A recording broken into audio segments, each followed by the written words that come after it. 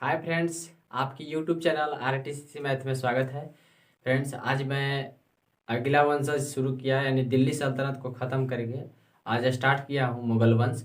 मुगल वंश में हम लोग पढ़ेंगे 1526 से लेकर 1707 तक। इसमें 6 शासकों ने, जो महत्वपूर्ण शासक हैं, उन्होंने शासन किया और इसी क्रम में देखेंगे कि दिल्ली सल्तनत में क्या क्या होता है। तो चलिए हम लोग अभी इसके जो भी शासक है दिल्ली सल्तनत में, वो के सीक्वेंस में मैं कैसे याद रखूँ। एग्जाम में पूछा जाता है सीक्वेंस में कि एक के बाद एक कौन कैसे शासन किया। इस चीज़ को हम लोग समझने के लिए हम आपको इस वीडियो में जो है डायरेक्ट ले चलते हैं और आपको दिखाते हैं कि आप इसे कैसे पल भर में याद करने का एक आसान सा तरीका जानेंगे। तो मैं आपको तरीका बहुत ईजी वे में बताने जा रहा हूँ, जो शायद आप जो है आपके ज़िंदगी में शायद ऐसा होता होगा, यानी कहने का मतलब है आस पड़ोस में होता होगा। चलिए समझिए, देखते हैं क्या है क्या नहीं है। चलिए हम लोग पढ़ेंगे मुगल वंश। इसमें क्या पढ़ेंगे, 1526 से 1707 तक पढ़ेंगे। इसमें शासकों का हम लोग क्रम पढ़ेंगे। एक ट्रिक के माध्यम से मैं आपको समझाऊंगा, जिसे आप बहुत ही बेहतर तरीका से समझिएगा और धीरे धीरे करके इसे भी हम पढ़ डालेंगे, पूरी की पूरी चीज़ें समझिए। आज मैं इस मुगल वंश के बारे में पूरा डिटेल्स, यानी कि मुगल वंश के ये जो वंशजों का क्रम है, इनकी जो है चर्चा आज करेंगे इस वीडियो में। उसके बाद नेक्स्ट जो वीडियो आएगा वो सभी शासक का बारी बारी से वीडियो आपको मिलना आरंभ हो जाएगा। इसमें चिंता करने की कोई बात नहीं है। चलिए देखिएगा, एक ट्रिक के माध्यम से मैं आपको समझा रहा हूँ, इसे ध्यान से समझिएगा। बारात है आया जहां शराब और पानी की व्यवस्था। इसका मतलब ये हुआ दोस्त, मैं इस ट्रिक को इस माध्यम से आपको बताना चाहता हूँ। आज के जितने भी, कहने का मतलब आज के जितने भी लोग हैं, आपको पता होगा शादी ब्याह फंक्शन कार्यक्रम किसी चीज़ में इसकी शराब की बहुत आवश्यकता होती है, शराब पानी की बहुत आवश्यकता होती है। इसलिए मैं सोचा कि इस ट्रिक को यहाँ पे फॉलो कर दूँ, ताकि लोगों को समझ बहुत खुशी हो अपने आप से। लेकिन आगे चल के यही खुशी, यही ट्रिक जो है अगला जो वंशज मतलब इससे उसके बाद उत्तरवर्ती मुगल का आरंभ होता है, तो वहाँ पे आपको बता दें नालायकों का शासन काल आरंभ हो जाता है। यहाँ तो कुछ लायक भी थे, वहाँ नालायक भी होंगे। अगला जब मुगल काल 1717 के बाद हम लोग पढ़ेंगे 1857 तक, तो नालायकों का शासनकाल उधर चलेगा। समझ गए? तो इन लायकों ने तो सारा पानी की व्यवस्था अपने आने वालों के लिए कर दिया, लेकिन वो जो है अब जो है बिना लायक के बन गए, यानी कि नालायक ही रह गए। इन्होंने से इनसे मांगा, कर दिया ना। अब देखिए क्या होता है। बारात है आया जहां शराब और पानी की व्यवस्था। बारात से बाबर होता है से हुमायूं, आया से अकबर, जहां से जहांगीर, शराब से शाहजहां और से औरंगजेब। पानी की व्यवस्था, ये से एक तरह का सुटेबल वर्ड बनाया गया है, सुटेबल सेंटेंस को बना दिया गया। चीज़ें समझ गए? मैं आपको क्या समझाया, फिर से समझिएगा। मैं आपको समझाया शासकों का सही क्रम समझाया। समझाया यही कि पहले बाबर करता है शासन, उसके बाद हुमायूं करता है, यानी कि फर्स्ट नंबर में कौन करता है, फर्स्ट नंबर में बाबर करता है। उसके बाद सेकंड नंबर में कौन करता है, हुमायूं। थर्ड नंबर में कौन करता है, अकबर। फोर्थ नंबर में कौन करता है, जहांगीर। 5 नंबर में कौन शासन करता है, शाहजहां। और उसके बाद 6 नंबर में कौन शासन करता है, औरंगजेब। मैं यहाँ पे आपको समझाता हूँ, इनकी थोड़ी थोड़ी सी कहानियाँ मैं आपको डिटेल्स में, मतलब डिटेल्स नहीं, एक मोटे तौर पे बताते चलता हूँ, क्योंकि थोड़ा सा इंटरेस्टिंग वीडियो भी बनना जरूरी है, आपको समझना भी जरूरी है क्या है इनके बीच का रहस्य। चलिए बताते हैं, देखिएगा, ध्यान हमारे दीजिएगा। एक इस शासक की बात कर लेते हैं जो बाबर है, और एक इस शासक की बात कर लेते हैं जो हुमायूं है, और एक ये शासक औरंगजेब। ये 3 शासक जो है मुगल काल में इतने, मतलब ये 3 शासक मुगल काल में ऐसे हुए जो एकदम खूंखार थे। समझिएगा, मेरी बात फिर से समझिएगा, एकदम खूंखार थे। यानी कहने का मतलब है ये धार्मिक दृष्टि से बहुत ही खतरनाक थे। किसी को यह समझते कुछ नहीं थे। यहाँ तक कि इनकी एक आदत बहुत खराब थी कि ज़्यादातर कत्ले किया करते थे। क्या करते थे? कत्ले किया करते थे। कारण इसलिए है, मैं बाबर के बारे में पहले बता दूं, क्योंकि जब ये चंदेरी का युद्ध लड़ा था बाबर, तो मेदिनी राय को हराया था। ध्यान दीजिएगा, चंदेरी का युद्ध लड़ा था 1528 में, तो मेदिनी राय को हराया था। मेदिनी राय को जब हराया था इसने, तो मेदिनी राय से बहुत ज़्यादा गुस्सा था बाबर, बहुत ज़्यादा। और इसने क्या किया कि अपने सैनिकों को आदेश दिया, और सभी सैनिकों ने, इसकी जितनी भी सेनाएं थी, सभी सेनाओं को क्या कर दिया, सर कलम करके उसका इमारत बनवा दिया था। ध्यान से सुनिएगा, इमारत का ढांचा दे दिया था। और इसने अपने सैनिक को आदेश दिया कि इसके महल में, यानी इसके सब आसपास में जितने भी राज्य के राजधानियों में रहने वाले लोग हैं और औरतें हैं, उन सभी को अगवा करके अपने अपने कमरे में ले जाने का आदेश दे दिया था बाबर। सोचिए, इसीलिए मैं कहता हूँ कि ये जो है, क्या बोलते हैं, ये सर्वनाक जो है उस तरह का इस जो है सबसे खत्म शासक था, यानी सबसे हम कहेंगे 1 नंबर का बदमाश शासक था। कौन? बाबर। समझ में आया? क्योंकि सब चीज़ ठीक था, लेकिन ये चीज़ें नहीं करना चाहिए था जो इसने किया। उसके बाद वहाँ की, और जब पता चला वहाँ की महिलाओं को, तो अपनी जो है शरीर को आग में झोंक देते हैं, यानी दाह संस्कार, अपने शरीर को जला देते हैं आग में, यानी सती का रूप ले लेता है। समझ गए? इसीलिए मैंने आपको मैंने कहा, तथा भारतीय इतिहास में कहा जाता है कि बाबर बहुत ही खतरनाक शासक था, ये किसी के ऊपर रहम नहीं करता था। अब आइए हुमायूं की कहानी सुनाता हूँ।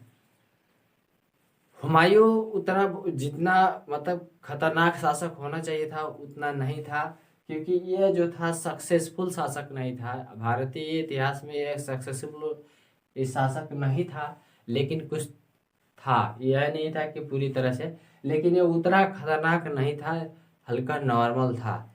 लेकिन औरंगजेब जो था ये बहुत खतरनाक शासक था, क्योंकि कारण ये था कि ये हिंदुओं के मंदिरों को नष्ट करवा देता था जो है, और लोगों को सरेआम जो है सिर को कलम कर देता था। ये औरंगजेब की बहुत ही बदसूरत कहानी है इसकी।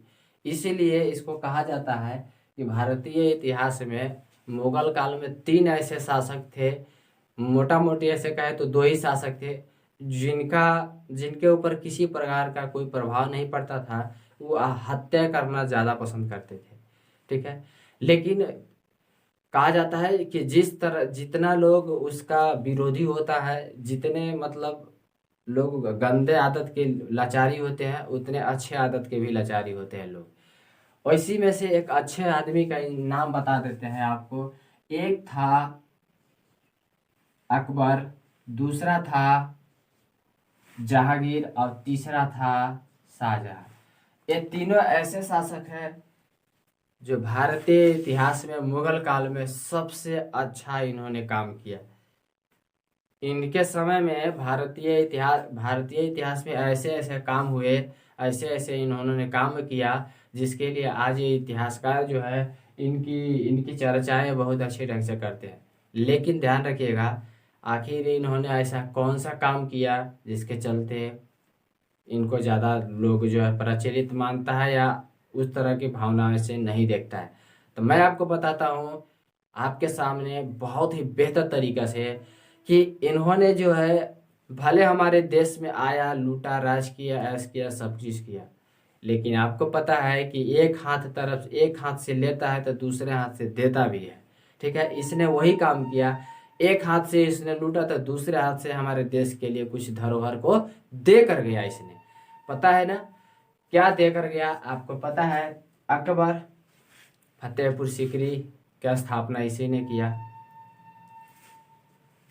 अलाई दरवाजा का निर्माण, फतेहपुर सीकरी की स्थापना जो है किसने किया? अकबर ने किया। आज भी उस फतेहपुर सीकरी के जो अथी है, इमारतें हैं, वहाँ पे जो बनवाया है, उसको देखने के लिए लोग जो है तरसते हैं, यानी बहुत दूर दूर से लोग आते हैं उसको देखने। समझ गए? एक तरह का एक धरोहर देकर गया है, धार्मिक स्थल देकर गया है, जिससे हमारा देश का कहे कहे तो उस धार्मिक स्थल के चलते हमारे देश में कुछ निवेश होता है। दूसरा अगला बात बताते हैं, जहांगीर, इनके काल में तो कहना ही नहीं है, एक से एक वीआईपी से वीआईपी जो है स्वर्ण कलाएं उत्पन्न हुई। ऐसे ऐसे कला का निर्माण है जो हमारे देश में मिलता है, ऐसे ऐसे चित्रण दिखते हैं, इसके लिए कहना जो है कम ही पड़ेगा। हमारी बात को आप समझ रहे होंगे। ये जहांगीर जी का काल था, समझ गए। और आपको पता भी होगा इन्हीं के आसपास के शासन काल में अंग्रेज भी आए हमारे देश में।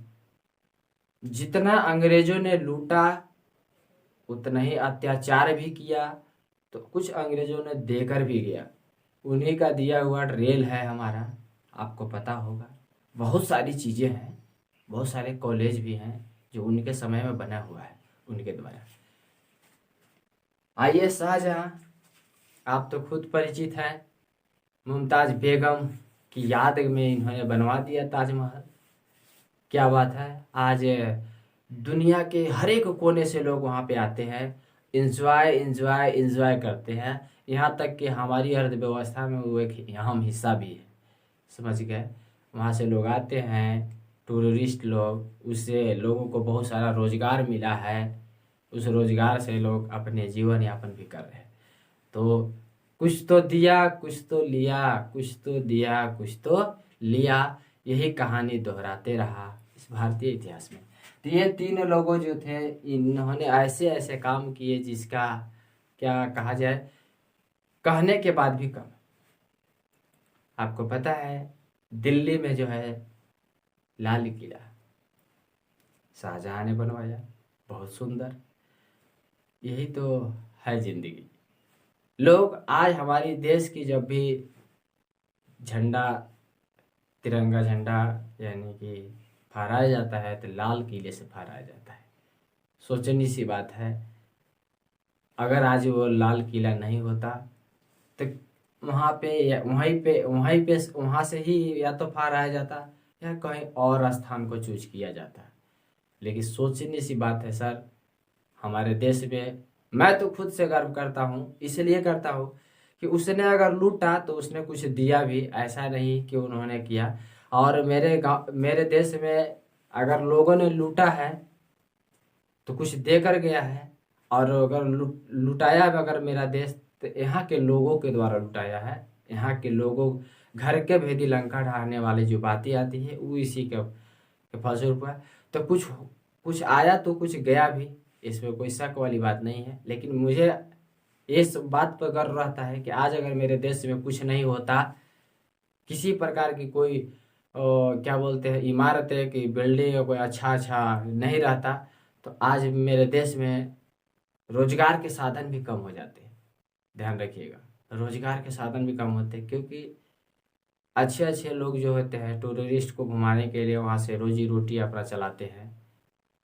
तो ये बहुत ही अच्छी बात है, और मुझे अच्छा भी लगता है इस बात से कि कुछ हो या ना हो लोगों को रोजगार तो मिला। तो उनकी गलतियां नहीं है बल्कि अच्छाई है, तो कुछ बुराई भी है। और आपको पता होगा अच्छे लोगों के अंदर बुरा भी मतलब बुराई भी होता है, और बुरे लोगों के अंदर कुछ अच्छाई भी होता है।